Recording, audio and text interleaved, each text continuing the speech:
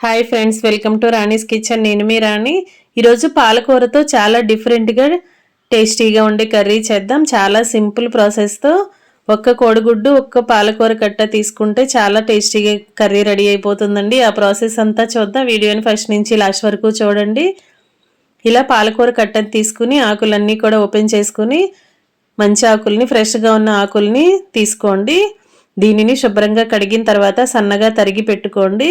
ఇప్పుడు cooking start చేద్దాం. Stove on చేసి కళాయి పెట్టుకుని 2 టేబుల్ స్పూన్ల ఆయిల్ పోసుకుని కొంచెం జీలకర్ర, ఆవాలు, కరివేపాకులు వేసుకుని బాగా ఫ్రై అయిన తర్వాత ఆనియన్స్, పచ్చిమిర్చి ముక్కలు కూడా వేసుకుని బాగా మగ్గించండి. ఆనియన్స్ బాగా సాఫ్ట్గా మగ్గిన తర్వాత కట్ చేసి పెట్టుకున్న పాలకూరను వాటర్ అనేవి ఏమీ లేకుండా ఆకులన్నీ కూడా అలా కర్రీలో వేసేసుకోండి. వాటిని కూడా ఆనియన్స్తో పాటు బాగా కలిపిన తర్వాత కొంచెంగా సాల్ట్ వేయండి. పాలకూరకి, ఆకుకూరలకి సాల్ట్ అనేది ఎక్కువగా పట్టదండి, కొంచెం వేసినా సరిపోతుంది.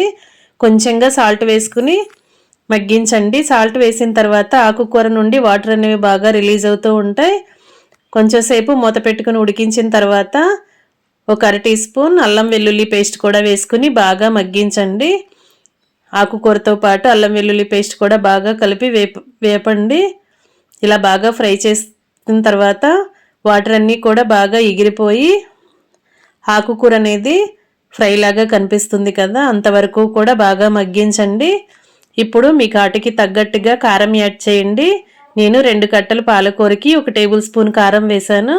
ఈ కారం అంతా కూడా పాలకూరలో బాగా కలిసేంత వరకు కలపండి. పాలకూరలో ఉన్న వాటర్తోనే కారం మొత్తం కలిసిపోతుందండి. ఇంకా ఎక్కువగా వాటర్ అనేవి అసలు యాడ్ చేయొద్దు.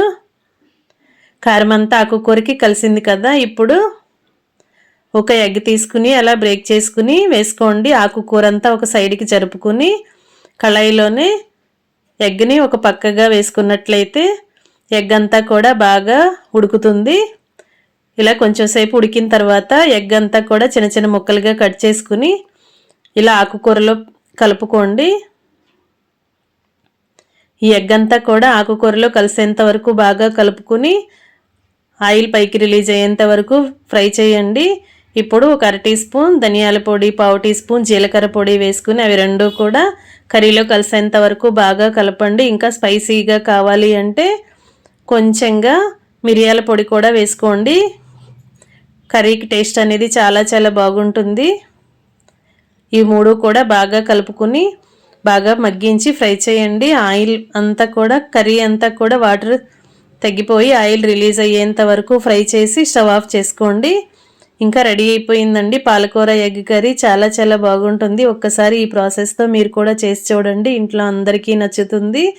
ఈ పాలకూర అనేది రైస్కే కాకుండా చపాతీకి కూడా చాలా చాలా బాగుంటుంది. ఖచ్చితంగా మీరు కూడా ట్రై చేయండి.